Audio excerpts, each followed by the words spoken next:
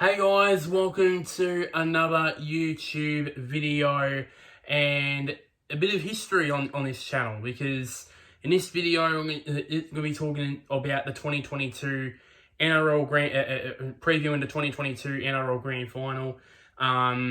The very first video, rugby league video that I will be doing on this channel.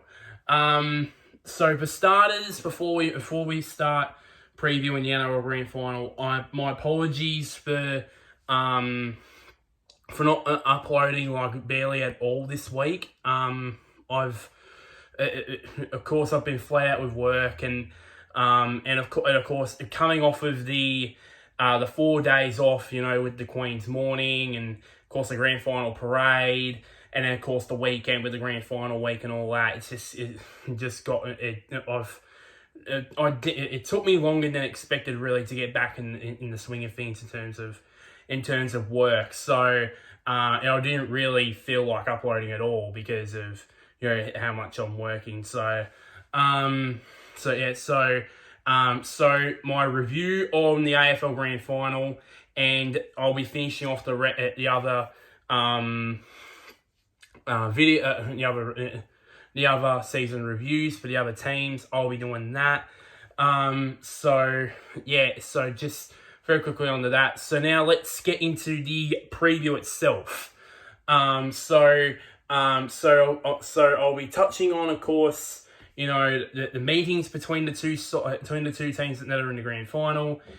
How each team had got to this stage. Some other statistics, like not that much in depth, I'm not that knowledgeable in terms of statistical analysis with the NRL compared to the AFL and all that. The team lineups, and of course now the players who I think the most important players will be, and then the predictions. Who do I think will win and what margin? Who do I think will win the Clive Churchill medal as best of field, and my bold predictions. So let's get into the preview. So of course, the grand final this year is going to be, of course, the Penrith Panthers, who have been the standout side of 2022, from what I've heard, versus Parramatta Eels, who still haven't broken their massive drought. I think 1986 their last premiership.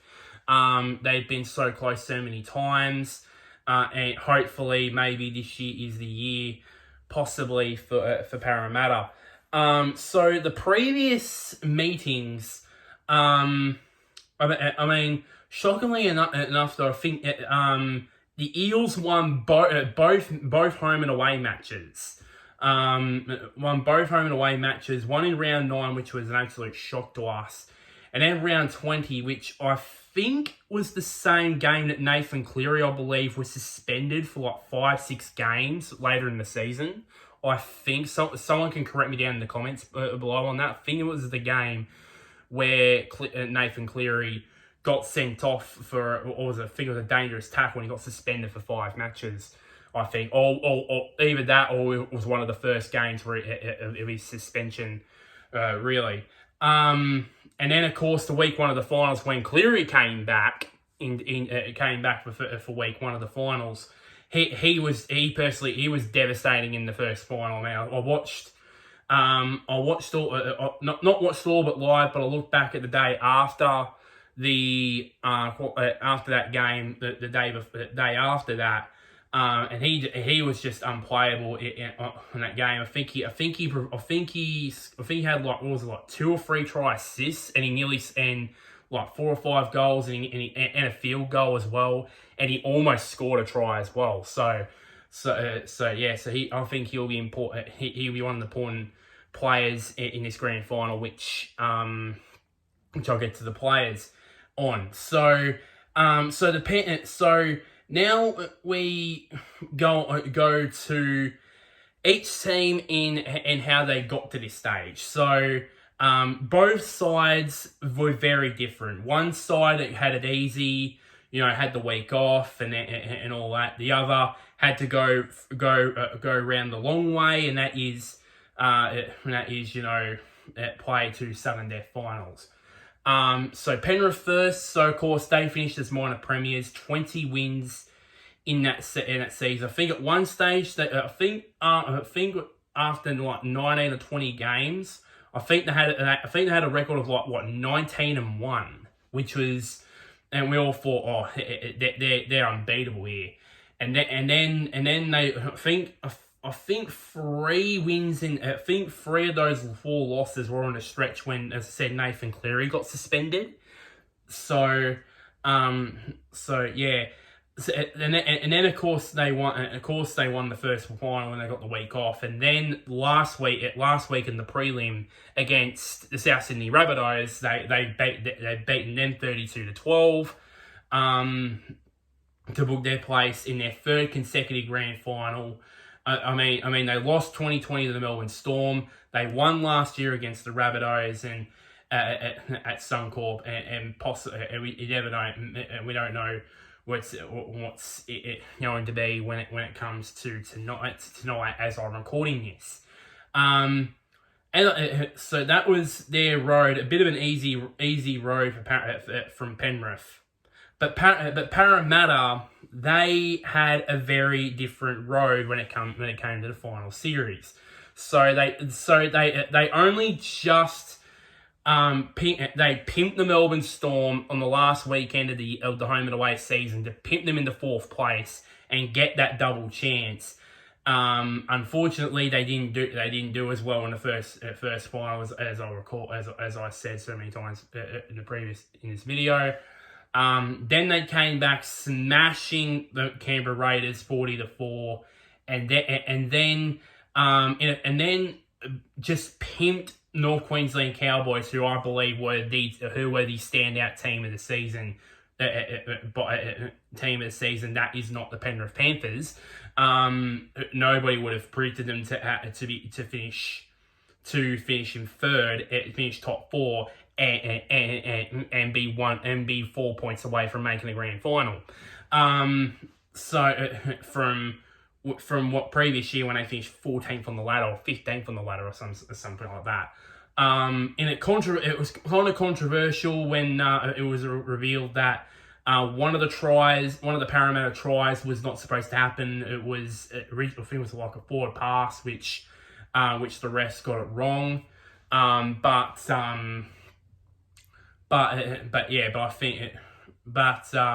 other than that, I think the best. I think the best 2 sides. I think in my opinion, I are going to the grand final tonight. So yeah. Some statistics. Not much, just the simple ones, because I'm not going into more in-depth thing, because AFL is more my cup of tea. I still like the NRL, but it's some of the statistical things that I don't really understand in NRL. So and a guy needs to know his limitations. So and I know my limitations. So I just decided to go to the basic ones. So with points, so that, and this was based off of not only from the home and away season, but the NRL finals as well, the previous finals. Panthers at the top.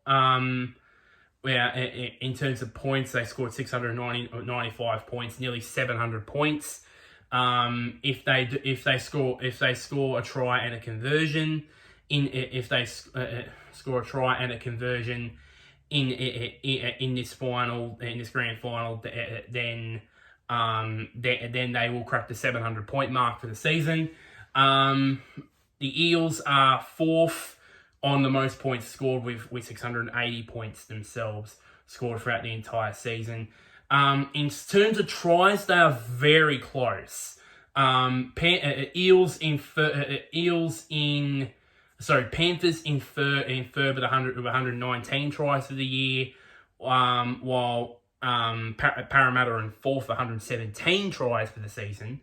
And in terms of goals, the Panthers with 113 goals for the season. Probably about 8. Probably my guess is 75 to 80% of them were all from Nathan Cleary. I got the wrong Cleary wrong there. Nathan Cleary. And again with the Eels, 101 goals, which is fourth, which is ranked fourth in that area. As I said, most of them probably from Mitchell Moses, which both Nathan Cleary and Mitchell Moses will probably get me mentioned later on. So onto the team lineups, which if I can actually find it, I can actually get into it here. Here we go. So I'll do the Panthers first. So since they're the minor premiers. So the team at fullback, you have Dylan Edwards. The wingers, you got Charlie Staines and Stephen and Brian Teo. In the centres, you got Isaac Tago and Stephen Crichton.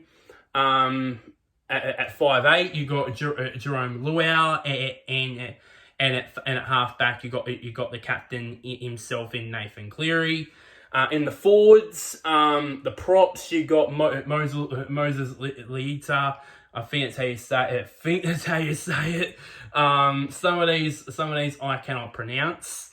So bear with me here.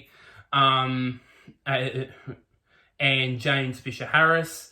At hooker, you got Apisai Coruscant. I think it's Coruscant.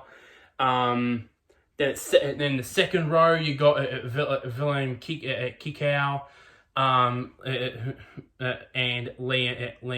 Liam Martin. And then at lock, you got Isaac Yo. Just wanted to say that. And then at interchange, you got Mitch Kenny, Scott Sorensen, Spencer Lenu, and Jamin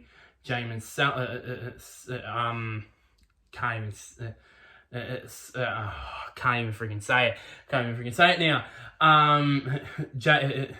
Jamin Salmon. Still can't believe why I didn't get that out first time. I was a bit tongue-tied then. One for the just maybe the comedic factor. Then for the reserves, you got Sean O'Sullivan and Matthew Eisenhoof. Which if someone gets injured in the pre-game, in the warm-up, then those probably will be promoted up with the coach Ivan Cleary. So and now we move on to Parramatta's lineup. So at fullback, you got the captain in Clinton Gufferson. The wingers, you got Mackay Sibo and O.R. Blake. In the centres, you got Will Penasini and Bailey Simonson. At 5'8", you got Dylan Brown, and at halfback you got Mitchell Moses, which I'll talk about him what he did last week in a bit. In the forwards, at the props you got Regan Campbell Gillard and Junior Paulo, Junior Paulo. At hooker you got Reid Maloney. In the second row, rowers you got Sean Lane and Isaiah Papali. At lock you got Ryan Matheson, and at interchange you got Nathan Brown, Jake Arthur, Oregon Kafusi, Maritana Curator, I think that's how you say it. And the reserves are Brian Cartwright and Makasi, I fancy say it. Makatoa, I fancy say it. Yeah, I might have butchered some of those names, but I'm just gonna roll with it for whatever reason there. So yeah. So yeah. So let's move on to to the players that are probably going to be most talked about leading into the grand final. So first off, I'll talk about of course Stephen Crichton. We all know the potential Stephen Crichton has. He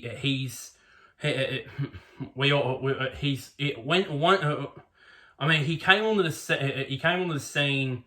It probably came to all our attention during that 2020 season, and he's just kicked on ever since. And become a star player for the Panthers, and it's not just an important game.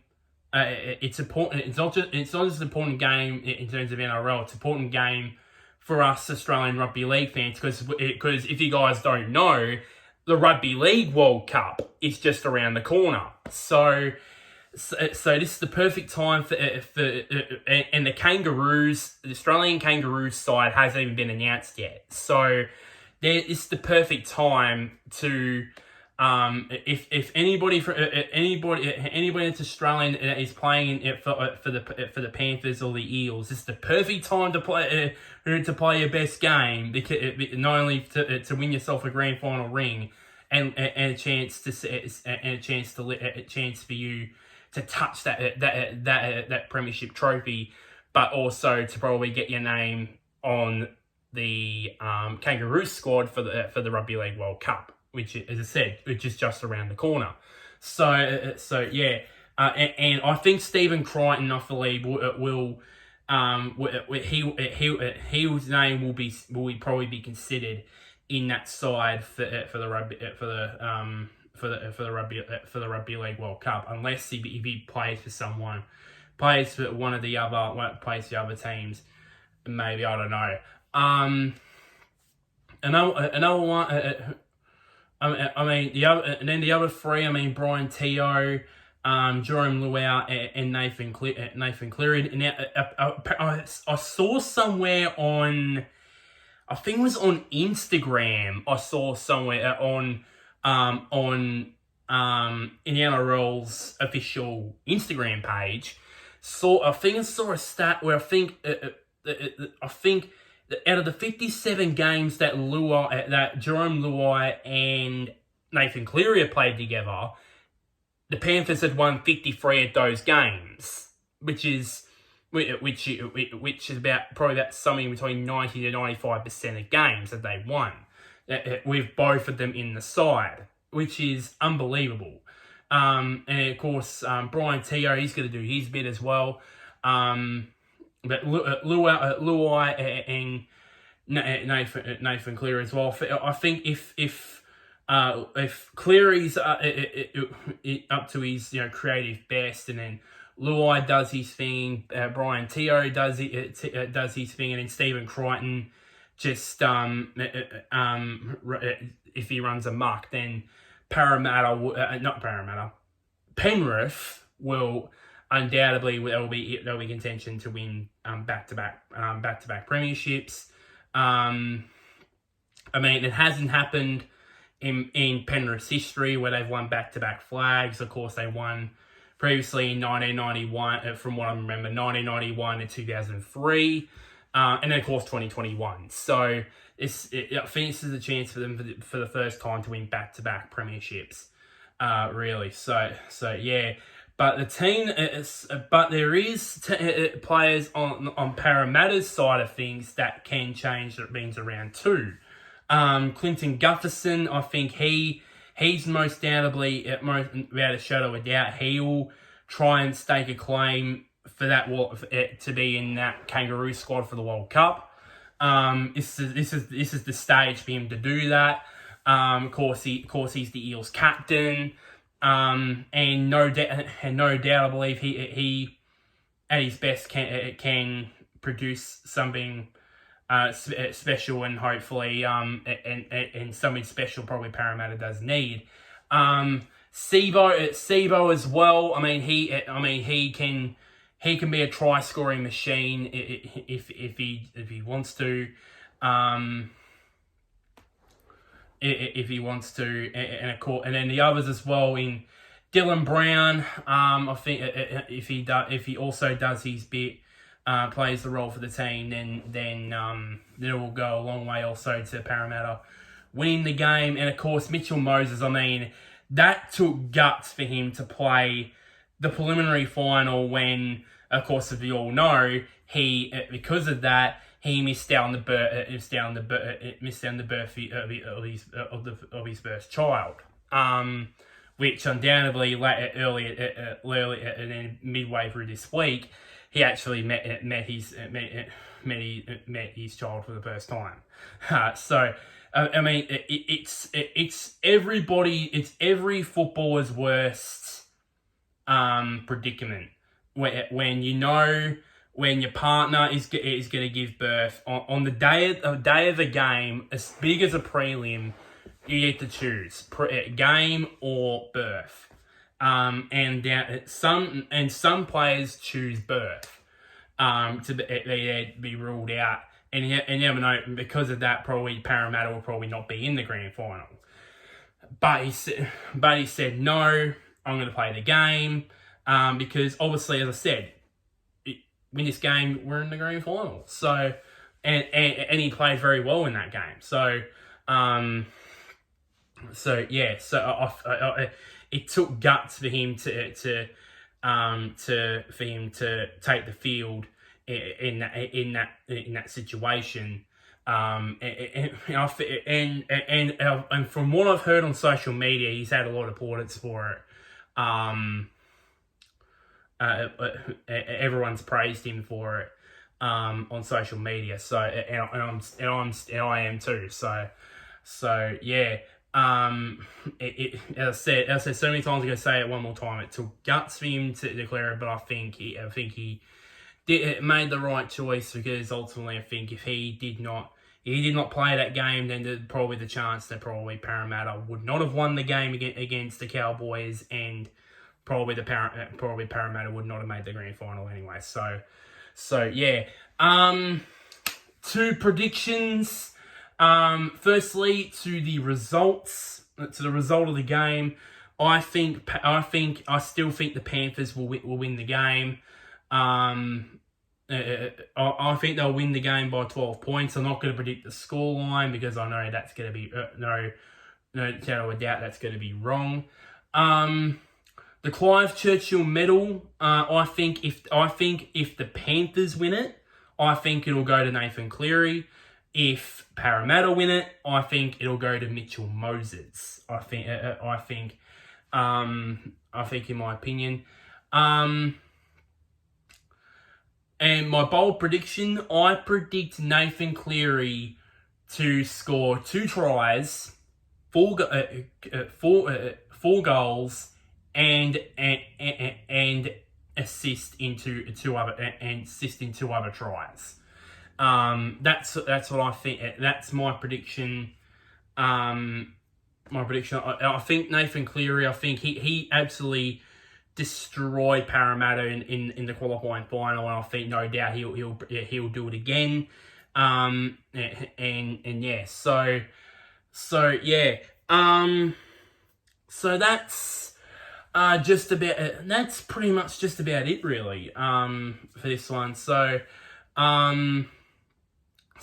yeah. So like this video. Share this to anybody. Share this to anybody who's a rugby league fan, or a Parramatta fan, or a Penrith Panthers fan.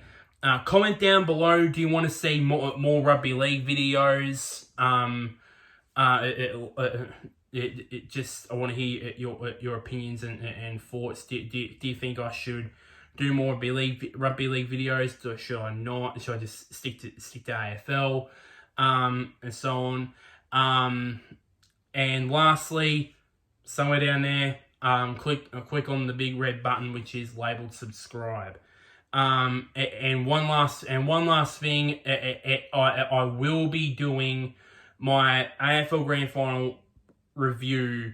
Will be out very soon. I'll do the review of the AFL Grand Final very soon. Don't you guys worry about that. But until next time, guys, I'll see you guys later, and wherever you may be, may the sun or the moon shine on you. Maybe for the Panthers or the Eels. Who knows?